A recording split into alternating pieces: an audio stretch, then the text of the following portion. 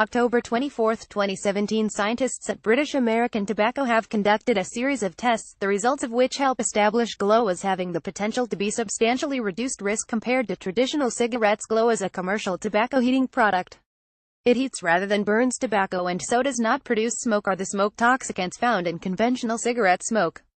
Using data from chemical and biological tests, scientists ranked Glo in terms of number and levels of toxicants in the vapor and biological impact on human and other cells compared to smoke. The results show that there is a wide gap between Glo and other next-generation products tested in conventional cigarettes. Glo and other NGPs have substantially reduced numbers and levels of toxicants in the vapor compared to smoke, and the vapor has a much reduced or no biological impact on cells in the laboratory compared to smoke, depending on the test. This means that when ranked according to potential harm, cigarettes are at one end of a potential risk spectrum and Glo and other NGPs are at the other end, potentially substantially reduced risk, although longer-term studies would be required to substantiate this potential. How the tests were done: 7 products were assessed, including 3 cigarettes, Glo and another THP, a hybrid tobacco product and an e-cigarette. Chemical testing: scientists studied how consumers used their products and used the information to program puffing robots in the lab. In this way, the puffing robots could produce smoke and vapor in a realistic way. The smoke and vapor produced was then tested for toxicants known to be present in NGP emissions and cigarette smoke. The results reveal the vapor produced by Glo to have a relatively simple composition compared to cigarette smoke. Figures 1 and 2. Toxicant levels in Glo vapor were reduced by about 90% compared to smoke. Similar reductions were observed for vapor produced by an e-cigarette, another THP and a hybrid THP. Biological testing: the puffing robots were also used in combination with special exposure systems to test the impact of the smoke or vapor on cells in the lab. The cells tested include human airway cells. These are obtained by taking a sample from a human nose. The cells are placed in a chamber that allows them to be nourished from the underside and exposed to air or vapor or smoke on the other side, much like cells are exposure to aerosols in the lung. In other tests, bacterial cells are used to determine whether smoke or vapor causes mutations in DNA, the cell's genetic material. The results show that, in contrast to cigarette smoke, the emissions from Glo and the other novel products tested are not toxic to human airway cells and do not cause mutations or promote the development of tumors. In many cases, the results were similar to those obtained when cells were simply exposure to air. Figure 3. Potential reduced harm in the basis of product emissions. There is a wide gap between what is in smoke and what is the vapor produced by NGPs. There is also a wide gap between the biological impact on cells in the lab between smoke and vapor from Glo and the other NGPs. Glo and the NGPs tested produced either no response or a substantially reduced response compared to cigarette smoke. Although more long-term tests are needed, taken together these results suggest the cigarettes are at the opposite end of a potential risk spectrum to Glo and other NGPs like e-cigarettes, said Dr. James Murphy, head of reduced risk substantiation at British American Tobacco.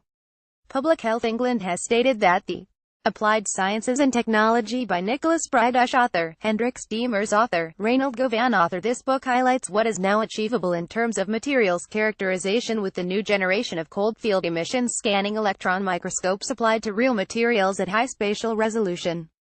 It discusses advanced scanning electron microscope, scanning transmission electron microscopes, SEM, simulation and post-processing techniques at high spatial resolution in the fields of nanomaterials, metallurgy, geology, and more.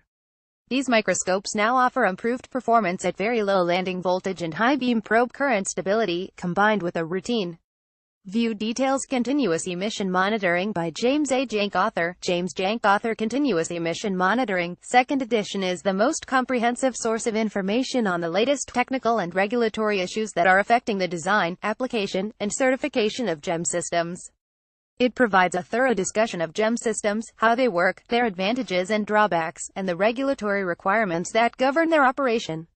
Equally suitable for an environmental engineer in a plant or control agency, a GEM user, or an inspector-auditor, this book makes it possible to assess the operating characteristics of commercial systems and to evaluate view details. Today's Technician: Automotive Fuels and Emissions. Classroom and Shop Manual Set BK.1 by Barry Hollenbeek author. Theory, diagnostics, and service procedures for automotive fuel and emission systems are spotlighted in this newest Classroom and Shop Manual set to join the popular Today's Technician series. Experienced author Barry Hollenbeek enhances the reader's understanding of present-day automotive fuels and emission systems by covering the theories and procedures that underpin ASE high-priority skills. The classroom manual builds upon facts and theories, while the shop manual, through performance-based objectives, helps readers acquire diagnostic and repair competency. Both manuals are tightly View Details Handbook of Otoacoustic Emissions, a singular audiology text by James W. Hall, author, designed to help readers gain the technical expertise to add this dynamic procedure to their daily practices. This new handbook details how, when and why to use OAE for pediatric and adult patients. Dr. Hall includes the latest Hansen advice for measurement, analysis, and interpretation of OAE data in this evolving procedure. Troubleshooting guidelines are also included, and practical case reports highlight common pathologies and applications. Reader-friendly features abound: margin notes, chapter outlines, sidebar commentaries, and questions to check understanding of the material are. View Details Automotive Fuel and Emissions Control Systems 4th edition Automotive Systems books by James D. Halderman, author, with an emphasis on diagnosing and troubleshooting and featuring numerous tech tips and diagnostic examples throughout. This comprehensive, full-color book covers all aspects of automotive fuel and emissions. Designed specifically to correlate with the NATEF program, and updated throughout to correlate to the latest NATEF and ASE tasks. Automotive Fuel and Emissions Control Systems 4E combines topics in Engine Performance ASE A8 content area with topics covered in the Advanced Engine Performance L1 ASE test content area. The result is View Details.